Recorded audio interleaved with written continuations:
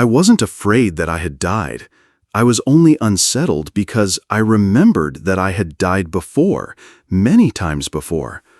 At first, I thought I was dreaming, a silver-white dream where time didn't exist, where there was no sound, only an eerie stillness that seemed to echo inside my soul. But then I realized I was floating above the ceiling, looking down at myself lying motionless on an operating table. That woman was me, her hair soaked in sweat, her face pale as paper, her lips trying to say something but unable to speak. A team of doctors surrounded her, their faces tense, nurses rushed back and forth, and the machines beeped in fast, urgent rhythms. I saw everything but felt nothing. No pain, no fear, no body.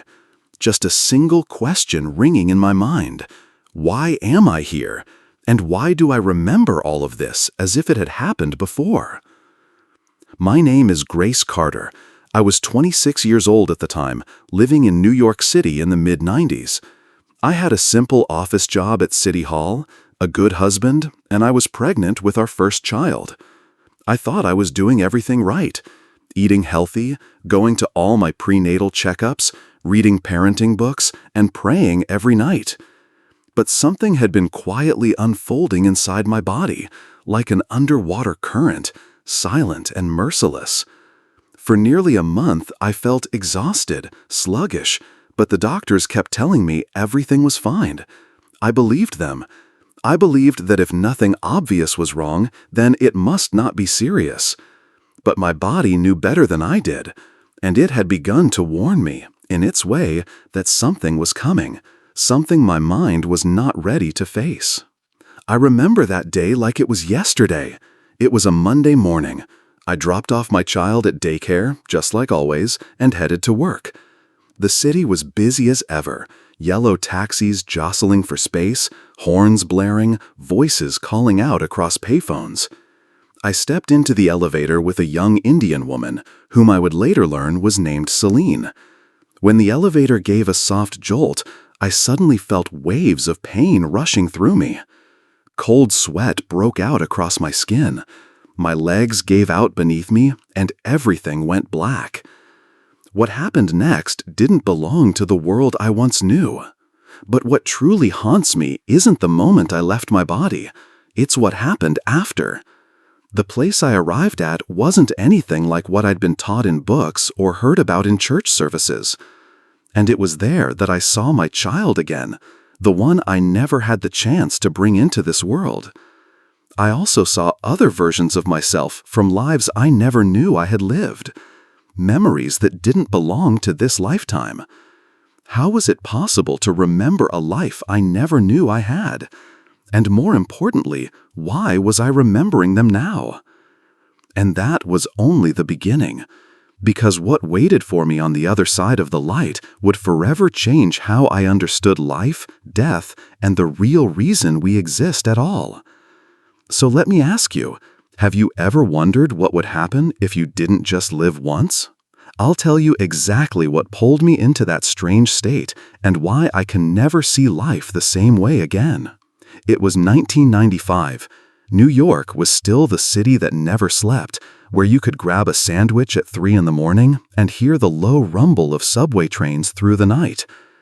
I lived on the 3rd floor of an old apartment building in Brooklyn, right above a worn-out laundromat and next to an Italian cafe that played jazz all day long. From the outside, my life probably looked stable. I had a husband who worked as a civil engineer, didn't smoke, didn't drink, loved me just enough to not be overly romantic, but never distant. I had a steady office job, took the train in the morning, cooked dinner at night, went grocery shopping, and to church on the weekends. And most of all, I was finally pregnant after 2 years of waiting. Everything was exactly as I had hoped. But for some reason, I couldn't shake the unease inside me. I began feeling tired. My head would spin, and I sometimes got dizzy when standing up. There was one time I nearly fainted in the bathroom, but I didn't tell anyone. The doctor said it was hormones, just part of a first pregnancy. I believed them. I was the kind of person who didn't like to bother others with vague concerns. I always thought if I stayed quiet long enough, things would work themselves out. But the truth was, my body had been screaming for help every day, every hour, using a language I had grown used to ignoring. I remember one night sitting alone in the living room. My belly wasn't very big yet, but I could feel life slowly growing inside me. Outside, a light rain was falling, and the wind whistled through the old window frame. I placed my hand on my stomach and whispered, not sure if I was speaking to my baby or myself, "Am I going to be okay?" No one answered, of course, but something inside me fell silent, like a small stone sinking to the bottom of a deep pool.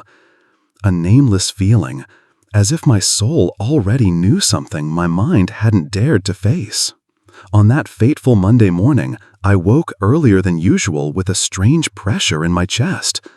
I brewed a cup of ginger tea, dropped our black cat off at the sitter, and caught the train into the city. February cold hung in the air, snowmelt pooled along the sidewalks, and hurried commuters buried their faces in raised coat collars. I reached the office at 8, answered emails, and worked through a budget report for the county. Everything felt ordinary until the clock struck 4.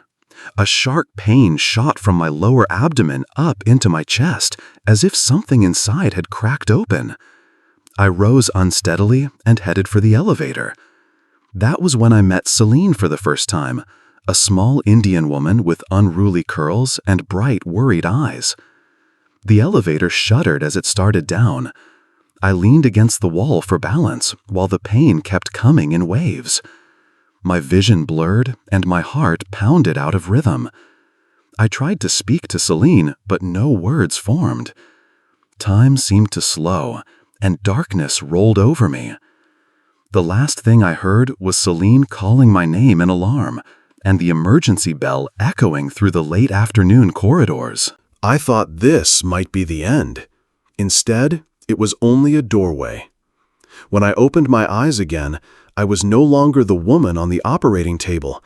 I was the one drifting above it, watching everything from a realm that did not belong to this world. I woke up without opening my eyes. That may sound strange, but that's exactly how it felt. There were no eyelids to lift, no hands to move, no body to ache, and most of all, no weight. I was floating. In the air or somewhere like it. I couldn't tell if it was the ceiling of an operating room or some invisible space wrapped around me, but I knew, in a strange and certain way, that I was up high. And below me was I. My body lay motionless on the operating table, skin pale, blood slowly spreading around my abdomen. One doctor was pressing electrodes to my chest. A nurse was tightening the breathing tube, and another shouted something I couldn't make out. Everything moved like a slow-motion film, sound muffled and distant, as if I were hearing from underwater. I knew they were trying to save me, but why could I see it? How could I be here and still be there? I wanted to scream, to call out, to tell them I was still here. I could see everything. I was alive. But no sound came. No mouth, no throat, no breath. Only awareness. And a soft kind of terror. Yes, it wasn't violent or chaotic, just like a cold wind passing through my mind. I didn't know who I was. Or, more accurately, I knew I was Grace, but I couldn't understand why I was watching Grace from outside of Grace. And worse, I didn't know where I belonged anymore. Part of me thought this was a dream, but no dream had ever been this clear. I could see the stray hair across my forehead, the small scar on my arm from a childhood burn, the way my wedding ring sat slightly crooked from pregnancy swelling. Every detail was perfect, precise, real in a way that could not be imagined. And if that was true, then was I dying? No, I had already died. That realization slipped in like a ribbon of smoke, cold and weightless. I did not panic the way I had always imagined I would. Instead, I felt released. The heaviness, the worries, the pain were gone. Every burden of a lifetime scattering like ash in space. Yet with that relief came a deep question. If I had stepped out of my body, then what was I? Who was I if I was no longer Grace, the wife, the expectant mother, the clerk at City Hall? Then a gentle, irresistible force began to draw me forward. The scene around me faded as though I were sliding through a thin veil into someplace else, and light appeared, faint at first, then steadily brighter. It was not blinding and harsh, it was warm and enveloping, like the embrace of a mother I had never known I needed. I had no idea where I was going, I only knew I could not return. Strangely, I felt no sorrow, only peace. And I sensed I was not traveling alone. Someone waited beyond that light, someone who was no stranger at all, the very presence that would make me remember everything I had forgotten across countless lives. I had no idea how long I drifted in that light. Time did not exist there, no ticking to count, only an endless space, and the sense that I was being guided, not pulled, but invited. The way someone opens the door to a warm room and you realize you have always belonged inside, even if you have never been there before. The light started as a mist and grew brighter, not by glaring harder, but by making everything clearer, as though a thin veil were gently brushed from my sight. Then I saw a small figure emerge, a boy of about 3 or 4, with soft curls, deep brown eyes, and a smile that my words fail to describe it. It was more than joy. It was recognition, a connection that rose above time and even beyond life and death. I knew at once he was my son, the child who had never been born. He walked toward me, unhurried, calm, as if we had only been apart for a few minutes at the park. I wanted to hold him, to pour out everything in my heart, but I had no body and no words. Still, I heard him, not with ears, but with mind, clear and resonant, gentler and deeper than any sound I have ever known. He said, "Mom, you are here." I asked without speaking, "Have you been waiting for me?" He answered, "I am always here. I came to help you remember." Remember what? Remember what you forgot, what you once knew and once were before you became a mother. I wanted to weep, yet no tears could form. I only felt my heart, if it still existed in some shape, tightened with a sweet, sharp ache. The boy took my hand, or more precisely, my field of awareness melded with his like 2 points of light becoming one. We did not walk, but drifted, gliding past images, sensations, and fragments of soul that floated like delicate smoke in the open space. I saw an old swing set in my grandmother's backyard, saw myself riding a bike for the first time, saw my mother holding me while I battled a fever, saw the moment I hid my best friend's love letter because I feared losing her friendship. Each memory arrived with its original emotion, untouched by adult judgment, existing exactly as it once did. Then everything stopped. The boy looked at me with solemn eyes. "Are you ready, Mom?" "Ready for what?" I asked without words. "Ready to see yourself from long ago, from before you were Grace, from before you were born." I didn't understand. Reincarnation was never part of the Bible I had read, never part of the church teachings I grew up with. Yet here, there was no room for doubt. I felt only one truth. Everything I had ever called real was just a tiny piece of the picture, and what was coming next was the missing piece I never knew I lacked. Behind that door of memory lied not only the lives I had once traveled through, but also the mistakes I must face again, the lessons I must relearn, and the true reason I am alive in this world. When the boy released my hand, if such a thing as a hand even existed in that realm, the light around us began to shift, swirling into a current. The fragments of memory faded. No more echoes from my present life. Only the overwhelming sensation of being pulled backward, far beyond anything I had ever imagined. Then suddenly everything lit up, and I realized I was no longer myself. I stood in the middle of a vast golden wheat field. The air was crisp and dry, and the wind carried the scent of freshly turned soil. I looked down at my hands, rough, sun-darkened, wearing worn leather gloves. I was a man, a farmer. I knew exactly where I was. Hungary, sometime in the 18th century.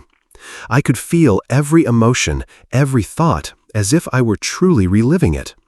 In that life, I had lost my son, either to a tragic accident or betrayal, I couldn't tell which. I only knew that my heart was filled with rage and sorrow, a grief so heavy that I lived the rest of my days like a ghost, sowing seeds in silence, never forgiving. The scene faded, spun, and shifted again. This time I was in a cold stone room, seated on a wooden chair, wrapped in a gray cloak with my head covered. I was a nun, France, 17th century. I felt the quiet ache of a hidden love, deep, gentle, and forbidden, for someone I believed was a priest in the same monastery. A love denied, repressed, turned inward until it became invisible suffering. I died having never spoken of it. And even in death, my soul carried that longing, a yearning that had never found a voice. Then one last vision. I was in an opulent Victorian parlor. Warm yellow light from a chandelier cast shadows on paneled wood walls. I was a wealthy, powerful gentleman, and I was alone. I saw myself facing a young girl, maybe 13 years old, my daughter. Her eyes were filled with pain. I was yelling at her over something small, not because I hated her, but because I didn't know how to love. In that lifetime, I left behind a child who grew up wounded, never knowing what it felt like to be truly cherished. I died an old man, surrounded by fine wood and silence, my heart echoing with regret. When I returned to the light, I no longer knew who I was. Was I Grace, the grieving farmer, the hidden heart nun, the stern Victorian father? The answer was all of them, and also none of them. I was the soul that had lived and loved, had hurt and been betrayed, had forgiven or still withheld forgiveness. Every fragment of memory was flowing back to be witnessed and healed. The life review began. I watched Grace's entire existence run in reverse like a film spool rewinding. No moment was too small. The day I spoke coldly to my mother. The hour I ignored a classmate's silent plea for help. The instant I offered a quick smile to a stranger on the sidewalk. Every act sent out a ripple. I not only saw myself, I felt the emotions of those around me, the sting of their pain, the lift of their joy, the flicker of hope that rose and fell. There was no judgment, no cosmic ledger, only the plain truth that every thought, word, and deed leaves an imprint on others, on the world, and on my spirit. The boy appeared again, no longer smiling. "Do you understand now?" he asked. I nodded, though I had no body with which to nod. "Are you a part of me?" I asked. "No," he answered. "I am the result of all that you left unfinished." I did not need more explanation. He had come not for birth, but to help me remember that a soul cannot grow while it hides from its memories, that living is not only moving forward, but also looking back with clear eyes. Just when I thought I knew everything, another presence emerged. It was not a person and not a beam of light. It was something greater than both, offering one last question. Did I truly wish to go back? As the light around me shifted from silver white to a warm golden hue, I knew something was coming. No figure stepped forward, no voice spoke, no form appeared, but I felt the presence. It wasn't power in the way religious stories describe it. It was vastness. A vastness so immense that I felt like a single drop of water in an ocean. And yet there was no fear. I didn't feel small. I felt like I was dissolving into something whole, something where there was no longer a me and no longer an other. Only one thing remained: truth. Then a question echoed. Not spoken aloud, not from any direction, but it rang like a bell inside my consciousness. Do you want to go back? I didn't understand. Go back where? Back to that body? Back to a world full of exhaustion, pressure, late mornings, unpaid bills, people who mean well but are also deeply wounded? I hesitated. Is that life still unfinished? The presence didn't respond. It didn't need to. The answer wasn't in words. It was in everything I had just seen. In the lives I had lived. In the child who was never born, but still waited. In every action that hadn't been completed with love. Then I understood. Life isn't about control, or perfection, or achievement.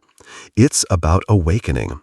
It's about realizing that love is the only real thing, and that all pain, betrayal, and loss are just temporary garments that the soul wears on its journey back to itself.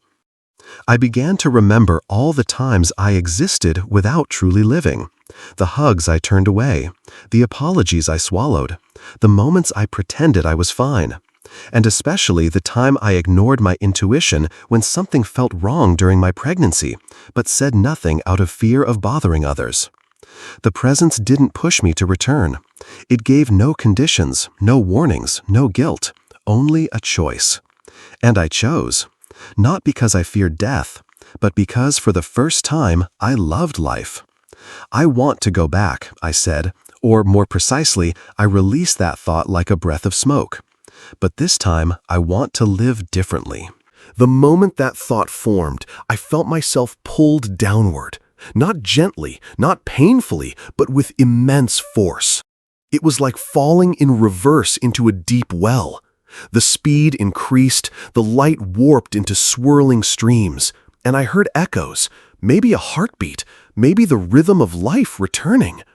I felt weight return, pressure closing in. Then, suddenly, a jolt, like slamming into dense air, like being sealed into a small box. The sensation of having a body again, and for the first time, I felt pain. That was the first sign that I had truly returned. But do you think coming back was the hardest part? No. The hardest part was continuing to live with the memory of death, with the truth I had been shown, and trying not to lose it all over again. For the first time since death, I felt heavy. My body was no longer light or drifting. It ached. Every muscle trembled. Every heartbeat thudded like a drum pounding inside my chest. The sharp scent of antiseptic filled my nose, and the ICU lights pierced my eyes, forcing them shut. I heard the machines beeping, the sound of someone shouting, "She's awake!" And then I wept, not from pain, but because I had come back. And I remembered everything, not just in my mind, but in every cell of my being. They told me I was lucky to survive. They didn't understand what had happened. My husband held me like he was afraid I might vanish again. Celine, the young Indian woman, came to visit, her eyes still red from crying. I looked at them as if from two worlds at once. I loved them more than before, but not the kind of love that clings. It was a love that set others free. Once I recovered, I couldn't return to my old job. The spreadsheets, the meetings, and the safe routines that once gave me comfort now felt meaningless. I quit. I began studying psychology, therapy, and the soul. I started sharing my story. Some people doubted me, some laughed, but others went silent and cried and thanked me because they too had dreamed of the light. They too had felt someone waiting on the other side. They too had known but were afraid to believe. I didn't speak of past lives as something strange. I spoke of them the way people talk about childhood. Because I believe soul memories aren't meant to stir curiosity. They are meant to help us live with responsibility. When you realize you may have hurt someone, even in another life, you judge less. When you see that every pain carries a message, you begin to feel gratitude. And when you understand that no one appears in your life by accident, you stop blaming. I lived differently. Not as someone who came back from the dead full of mystery, but as someone truly born for the first time. I hugged more, I said thank you more. I asked, "Are you okay?" and meant it. I didn't try to do everything right. I just tried to do everything with love. And every morning when I wake up, I no longer fear tomorrow, because I know I'm finally living fully in today. And do you remember the question I asked at the beginning? How many times have I lived without remembering? Now I no longer need to count. Because what matters is not how many times I've lived.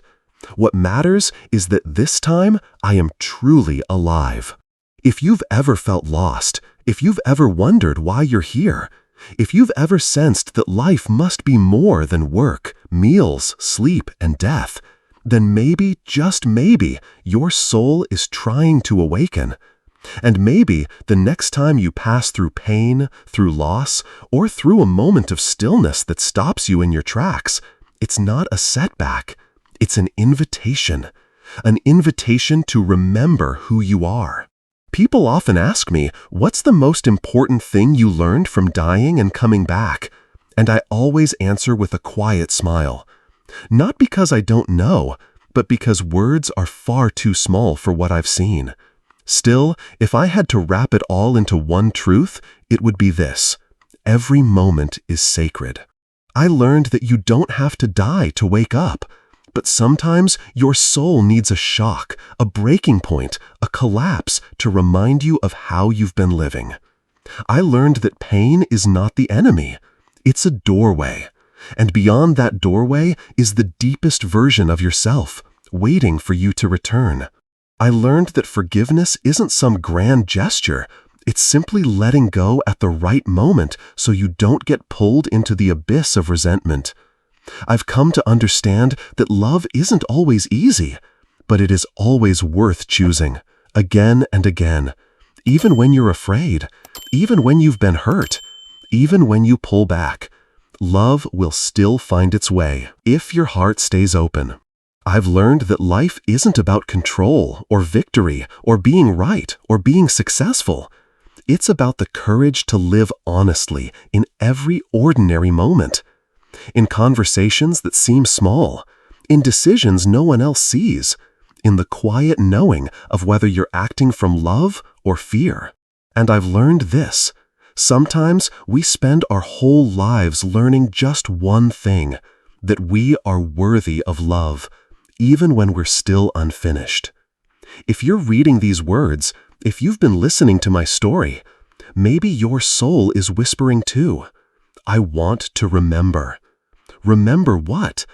That you are not just your name, not just your job, not just your failures or your victories. You are an ancient soul relearning old lessons in a new classroom. And if today you feel sorrow, if today you feel lost, that doesn't mean something's wrong. It means something's alive. It's a sign that you're still here and that you still have a chance to live more fully. Don't wait until you're outside your body to realize the value of every hug, every tear, every "I'm sorry" left unspoken. Remember now, not from the brink of death, but from the edge of forgetting. Because every day you're alive is another chance to choose again, to keep drifting through forgetfulness, or to finally begin truly living.